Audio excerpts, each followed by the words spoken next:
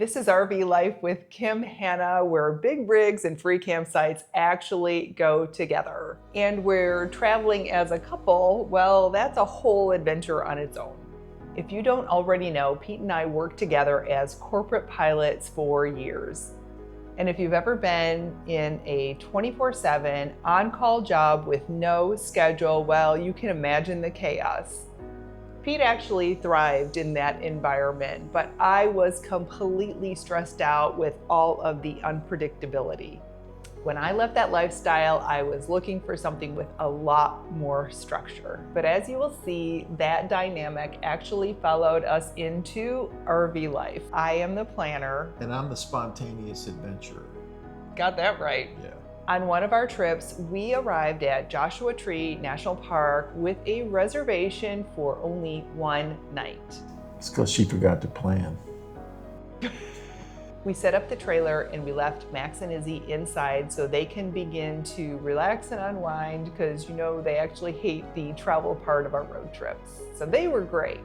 But as soon as we hit the road with just the truck to start scouting all of the walk-up only campsites in the area, I really began to stress out. I thought it'd be fun to find a second site that wasn't reserved. I, on the other hand, was very worried. I knew how easy it was for things to go really wrong in these kinds of situations. I said, let's just drive through and see what we can find. Something will open up. I had a good feeling for that.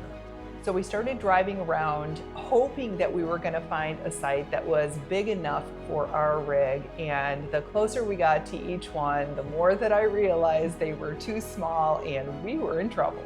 My anxiety started to build, and with each site that we passed, I just got way more stressed out. I kept hoping to find something bigger and hoping the next one would be the one. And I quickly realized that Pete's plan was not going to work. I could feel myself getting more tense and frustrated, and I got so anxious, especially when I began to think about Max and Izzy. Traveling is not easy with them, and so we need to make things kind of quick, clean, and smooth and get them resting as soon as we arrive somewhere. But constant moving and driving around trying to find a place to go is not a good thing with them.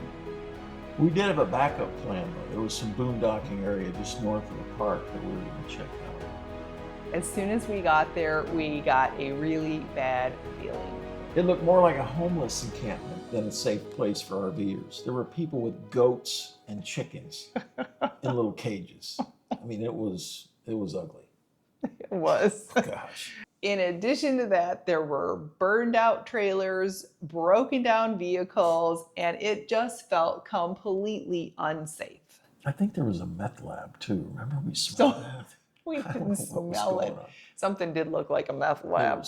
Not a good place to be. No. We hightailed it out of there. After we left there, we knew that there was a second boondocking location, but this one was south of the park. So we drove all the way around there, and we found that that was a lot more comfortable with RVers that were just like us. So we set up camp there. But now we were like a long way from the park entrance. Yeah, and that would be the south entrance, and all of the really cool like trails and the big iconic places and things that you want to see in Joshua Tree National Park are much closer to the north entrance than they are the south. So yes, we were a great enough distance from the entrance itself, but even when we passed the entrance, we had a long way to go. 15 miles, I would bet. Yeah. It was a great distance. It was a long drive.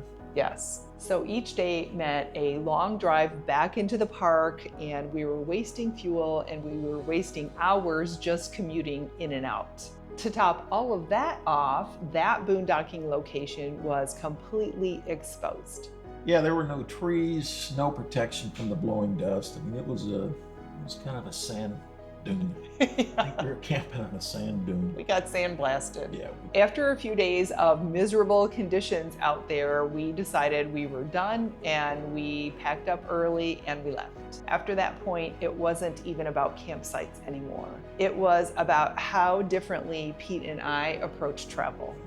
And it's also about how hard it is to enjoy the journey when your personalities are clashing the whole time. If RV life with a partner ever gets a little complicated for you two, hit subscribe. We've got more stories coming. Yeah, okay, I'll admit it. That one actually backfired on me.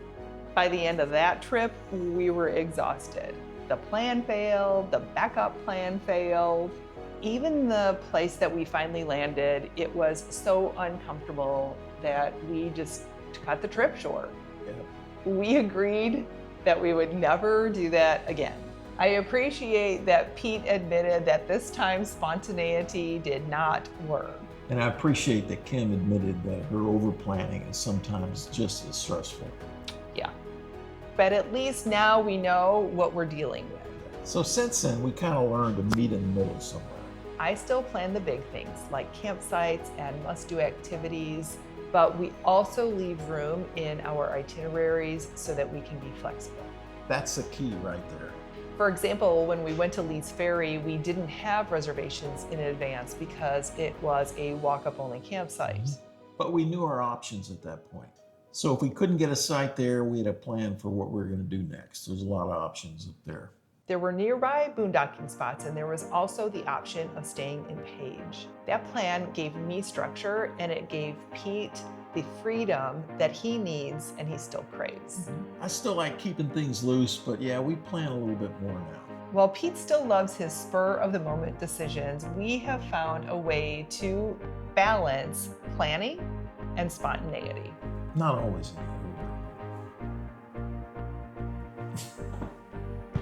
RVing together isn't just about the destination. It's about making the journey work for both of us. Max and Izzy even approve of our new balance. They do. If you are a couple trying to balance planning and spontaneity, would you please leave a comment below and let us know how you're making it work, because we're still working on this and we still need some help. We never argue. Drop your tips or stories in the comments. We would love to hear them. And if you want to see more about how we make RV life work together, without losing our minds or our cats, check out this playlist next. We'll leave a link in the description below. we'll see you over there.